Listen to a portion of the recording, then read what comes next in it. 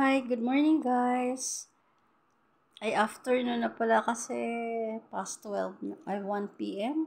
Anyway, now lang ako nakapag-vlog for how many months? So medyo laylo muna tayo ngayon. Pahinga muna. Guys, nanonood ako ng giyera sa Israel.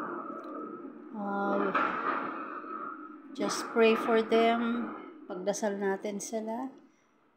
Kasi madaming netizens ang nadadamay. So, minsan, akala natin marami tayong problema, but then, mas kawawa yung nakatira dun sa bansang yan. As compared dun sa mga problems natin sa buhay, it really happens. Bigla na lang yan dumarating. But anyway,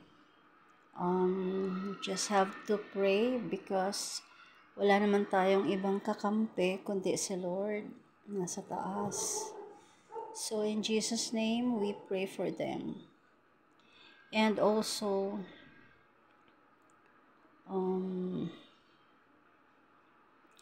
I hope and pray na yung mga problema natin sa buhay, we always trust in God. Masosolve din yan. Pansamantala lang yan.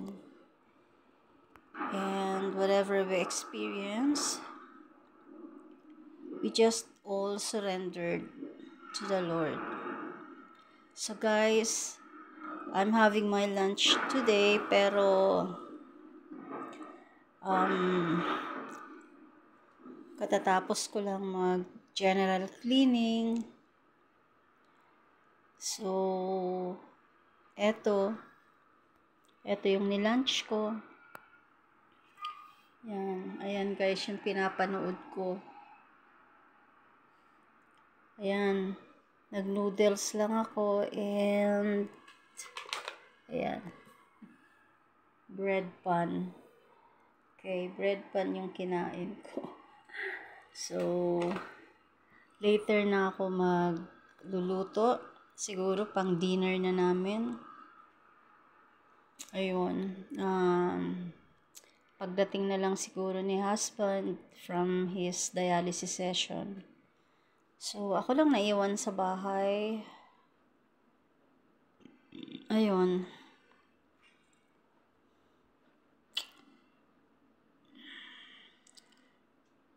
Yun lang muna ang kaganapan natin ngayong araw na to. So, see you later. Okay? Alright. Bye-bye.